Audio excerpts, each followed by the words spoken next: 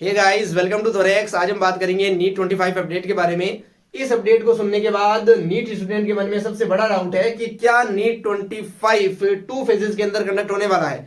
तो इसी डाउट के ऊपर आज पूरी वीडियो लेक्चर में बात करेंगे और मैं आपको इंश्योर करता हूं कि इस वीडियो को देखने के बाद आपको कोई भी वीडियो इस टॉपिक से रिगार्डिंग देखने की आवश्यकता नहीं होगी। इतना डिटेल में हर एक चीज को इस वीडियो में समझाया है। तो चलिए अभी बिना टाइम वेस्ट के स्टार्ट करते हैं। सबसे पहले मैं आपको बता दूं कि कुछ स्टूडेंट ऐसा करते हैं, ध्यान से सुनना, कि वो इस साल तो कोई मेडिकल कॉलेज ले लेते हैं। जैसे इस साल नीट दिया, मार्क्स थोड़े अच्छे नहीं आए तो इस साल तो सोच रहे हैं कि इस कॉलेज में चले जाएं, लेकिन वो ये भी सोच रहे हैं कि अगले साल वापस से नीट देंगे और वापस से कोई अच्छा कॉलेज सिक्योर करेंगे। तो ऐसा अब आप नहीं कर पाएंगे। जो स्टे वैकेंसी राउंड के अंदर पार्टिसिपेट करने वाले स्टूडेंट थे, इसके थ्रू अगर आपने एमबीबीएस या फिर बीडीएस कोर्स लिया है, तो अगर आप इस कोर्स को बीच में छोड़ देते हैं और उसी साल नीट देना चाहते हैं तो आप नहीं दे पाएंगे। आपको एक साल वेट करना पड़ेगा। इस साल अगर आपने एमबीबीएस और बीडीएस का कोर्स अगर छोड़ा है, ड्रॉप आउट किया है, तो आप एक साल वेट करके अगले साल नीट को दे पाएंगे। जैसे 2024 में आपने छोड़ दिया तो 2025 में आप नीट नहीं दे पाएंगे, 2026 में आपको नीट देना पड़ेगा।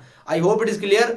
आगे बढ़ते हैं भैया, है ना। एक साल का गैप रख दिया, बेसिकली एक साल आपको एकेडमिक सेशन से डिबार्ट रखा जाएगा।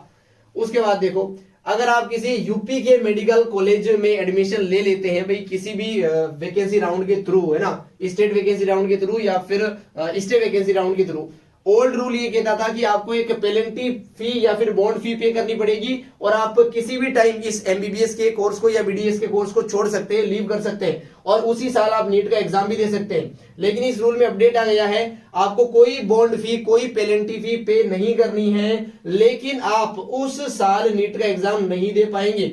आपको एक साल का वेट करना पड़ेगा। जैसे जुलाई 2025 में आपने एमबीबीएस को छोड़ने का निर्णय किया है, तो इस साल इस एकेडमिक सेशन में जुलाई के बाद कब नीट होगा वापस? अप्रैल में, अप्रैल 2026 में। अगर जुलाई 2025 में आपने एमबीबीएस छोड़ा है तो अप्रैल 2026 में एग्जाम हो रहा है, उस एग्जाम को आप नहीं दे पाएंगे।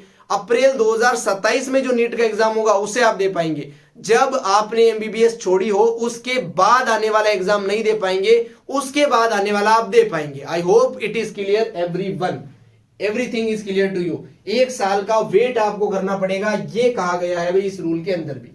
आगे जैसा कि हम जानते हैं भाई, नीट 2024 के अंदर बहुत सारे पेपर लीक के केसेस हुए थे, बहुत सारी माल प्रैक्टिसेस हो गई थी, है ना, इरेगुलरिटीज हो गई थी। इसको देखते हुए एनटीए ने 7 मेंबर की एक कमेटी बनाई थी। उस कमेटी ने कुछ प्रपोजल रखे थे हमारे सामने कि नीट एग्जाम को बेहतर बनाने के लिए, अच्छे तरीके से कंडक्ट करने के लिए हमें क्या क्या चेंजेस इसमें करने चाहिए। सबसे पहला था कि पेन पेपर टेस्ट से कन्वर्ट करके कंप्यूटर बेस्ड टेस्ट पे चले जाना चाहिए, यानी जो ऑफलाइन मोड है एग्जाम का उसे ऑनलाइन कर देना चाहिए। ये प्रपोजल थे जो 7 मेंबर की कमेटी ने रखे हैं, ये अभी एक्सेप्टेड नहीं हुए हैं। आगे भी बात करेंगे कौन कौन से एक्सेप्टेड हो चुके हैं। गवर्नमेंट स्कूल या फिर गवर्नमेंट कॉलेजेस के अंदर ही नीट का पेपर होना चाहिए ओनली। किसी भी प्राइवेट स्कूल कॉलेज के अंदर इसका जो सेशन है, जो एग्जाम का पैटर्न है, वो नहीं लाई करना चाहिए भाई। यानी कि गवर्नमेंट स्कूल में ही होगा पेपर या फिर गवर्नमेंट कॉलेज में ही होगा, प्राइवेट में नहीं होगा। 2 फेजेस के अंदर कंडक्ट कराना चाहिए, 7 मेंबर की कमेटी ने कहा था। यानी कि एक तो प्रीलिम्स फेज रखो, एक मेन फेज रखो भाई। जैसे जेई होता है प्रीलिम और मेंस के अंदर, उसी प्रकार नीट को भी कन्वर्ट करो 2 फेजेस में, ये कहा था। उसके बाद कहा था कि एग्जाम के दौरान जो मैनेजमेंट के टीचर्स होंगे वो ओनली गवर्नमेंट टीचर्स या फिर गवर्नमेंट एम्प्लॉई होंगे, कोई भी प्राइवेट सेक्टर का पर्सन यहाँ पे अलो नहीं होगा।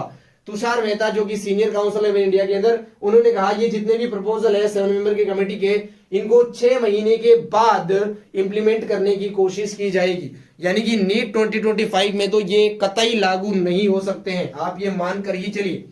उसके बाद आगे मैं बता दूं नीट 2025 के अंदर क्या चेंजेस हो सकते हैं अगर मैं कंपेयर करूं नीट 2024 से। तो ध्यान से देखो भाई, मोड ऑफ एग्जाम में कभी भी चेंज नहीं हो सकता है, क्योंकि स्टूडेंट जो है उसने बहुत सालों से, 2-3 सालों से ऑफलाइन पेपर देने की प्रैक्टिस की है। उसे अचानक से 2-3 महीने में ये बोल देना कि अब आपको ऑनलाइन पेपर देना, ये तो कहता ही न्याय नहीं होगा स्टूडेंट के साथ। तो इसके लिए तो ना तो स्टूडेंट तैयार है भाई मोड को चेंज करने के लिए, ना ही इंडिया की जो सिस्टमेटिक अरेंजमेंट है वो तैयार है। इतने सारे कंप्यूटर भी अरेंज नहीं हो सकते भाई, 25-26 लाख बच्चे नीट को देते हैं, ये तो नहीं हो सकता। मोड ऑफ एग्जाम तो चेंज ही नहीं होगा, नो चेंज हमने क्लियरली लिख दिया है। उसके बाद सिक्योरिटी इंप्रूव हो सकती है भाई पेपर को ट्रांसफर करते समय और एग्जाम के समय भी। जैसा कि आपको पता है नीट 2024 में पेपर लीक जैसे केसेस सामने आए थे, तो पेपर को ट्रांसपोर्ट करते समय सिक्योरिटी बढ़ाई जा सकती है, एग्जाम के दौरान चेकिंग बहुत अच्छी की जा सकती है, सिक्योरिटी और सेफ्टी मेजर्स बढ़ सकते हैं। ये वो प्रेडिक्शन है जो 100% श्योर होंगे ही होंगे। उसके बाद अगर नीट को 2 फेजेस में शिफ्ट भी करते हैं तो इसमें क्या क्या अभी तक की न्यूज के अकॉर्डिंग पता चला है हमें कि प्रीलिम्स फेज जो होगा उसे एनटीए ही कंडक्ट कराएगा, लेकिन जो मेन फेज होगा उसे एनबीई, सीबीसी और एम्स में से कोई भी एजेंसी करवा सकती है। अभी ये फिक्स नहीं हुआ है, ये हमेशा ऑफलाइन मोड में ही रहेगा, पेन पेपर बेस्ड ही रहेगा, लेकिन ये ऑनलाइन या फिर हाइब्रिड मोड में शिफ्ट हो सकता है। देखो ऑनलाइन और हाइब्रिड में भी एक डिफरेंस होता है, उसे समझना ध्यान से। ऑनलाइन का मतलब है कि कंप्यूटर में ही पेपर आ रहा है और आप आंसर भी ऑनलाइन ही सबमिट कर रहे हो, इनसाइड द कंप्यूटर ओनली। लेकिन हाइब्रिड का मतलब होता है पेपर तो ऑनलाइन आ रहा है लेकिन आप ओएमआर की फिलिंग है वो ऑफलाइन कर रहे हो, ये हाइब्रिड मोड का मतलब है।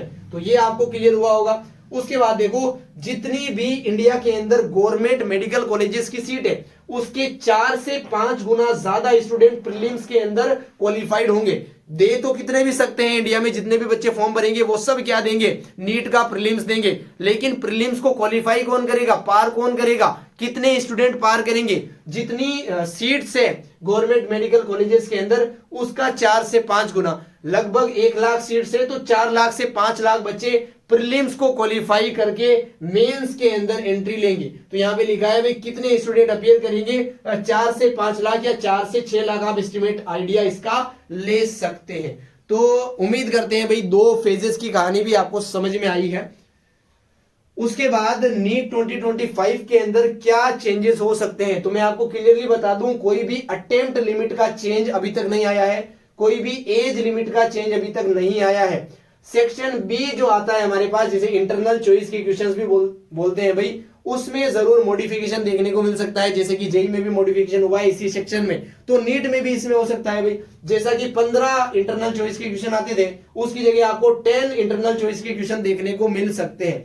और जो पेपर का लेवल है उसका ये प्रेडिक्शन निकल के आ रहा है कि पेपर का लेवल हाई होगा, पेपर थोड़ा सा टफ बनेगा, क्योंकि ज्यादातर बच्चे 720 स्कोर कर रहे थे नीट 2024 के अंदर, वो चाहे पेपर लीक से हो चाहे किसी भी माल प्रैक्टिस से हो। बस ऐसा देखा गया है कि रिजल्ट की कट ऑफ बहुत ज्यादा गई है, तो उसे थोड़ा सा नीचे लाने के लिए पेपर के लेवल को थोड़ा सा इंक्रीज किया जाएगा। तो ये है भाई प्रेडिक्शन जो हमने निकाली है आपके लिए सारी न्यूज को देखते हुए। अभी तक कोई क्लेरिफिकेशन नहीं आया है कि क्या चेंजेस होने वाले हैं, तो जितना होगा चेंज वो आपको बता दिया है, अगर होगा तो ऐसे ऐसे होगा। और अभी तक कोई भी ऐसा चेंज नहीं है जो नीट 2025 के अंदर ही लागू होगा, ना तो एज लिमिट, ना तो अटेम्प्ट लिमिट, ना कोई ऑनलाइन ऑफलाइन का तरीका, ना कोई फेज का तरीका। नीट 2025 के अंदर कोई चेंज नहीं होगा, ये आप मान के चलिए और अपनी पढ़ाई पे बहुत अच्छे से फोकस करिए, बिल्कुल भी न्यूज के चक्कर में डिस्ट्रैक्ट मत होइए। अंत में मैं आपको इतना ही बोलना चाहूंगा भाई, all the very best future doctors, आप बहुत अच्छे से पढ़ाई करिए और अपनी सीट को सिक्योर कीजिए भाई मेडिकल कॉलेजेस के अंदर। I hope you understood and like it. Thank you so much.